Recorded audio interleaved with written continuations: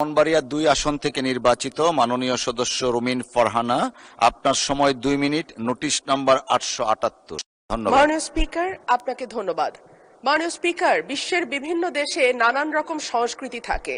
নাচের সংস্কৃতি, গানের সংস্কৃতি, অভিনয়ের সংস্কৃতি, সংস্কৃতি।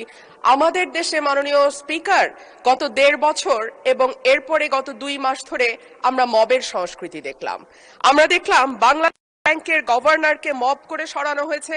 আমরা দেখলাম বাসসের প্রধানকে মব করা হয়েছে। বরিশাল আদালতের প্রাঙ্গণে মব হয়েছে। সুপ্রিম কোর্ট রুমে মব হয়েছে। ডেইলি স্টার, প্রথম আলো ভাঙা হয়েছে। চট্টগ্রামে ১.৫ বছর আগে নেচে গেয়ে নাচ এবং গানের মাধ্যমে মব তৈরি, ছিনতাইকারী সন্দেহে পিটিয়ে মারা হয়েছে। কুষ্টিয়ায় একজন কথিত পীরকে পিটিয়ে মারা হয়েছে কিছুদিন আগে। মাননীয় স্পিকার, আমাদের সম্মানিত মাননীয় স্বরাষ্ট্রমন্ত্রী আজকে উপস্থিত আছেন।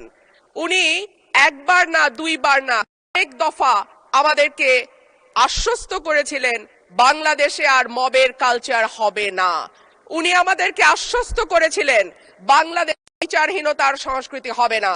উনি আশ্বস্ত করেছিলেন বাংলাদেশের মানুষ ন্যায় বিচার পাবে।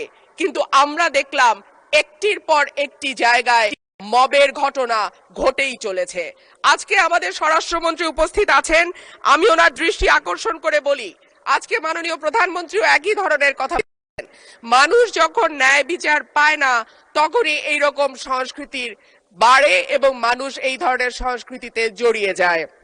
মানুষের হতাশা আছে, মানুষের মধ্যে ক্ষোভ আছে, মানুষের মধ্যে দৃষ্টান্তমূলক শাস্তির অভাব। ১.৫ বছর চট্টগ্রামে মব করে যেই লোকটিকে পিটিয়ে মারা হয়েছিল তার বিচার এখন পর্যন্ত হয়নি মাননীয় স্পিকার। এবং ধন্যবাদ মাননীয় সদস্য। চাঁপাইনবাবগঞ্জ ৩ আসন থেকে নির্বাচিত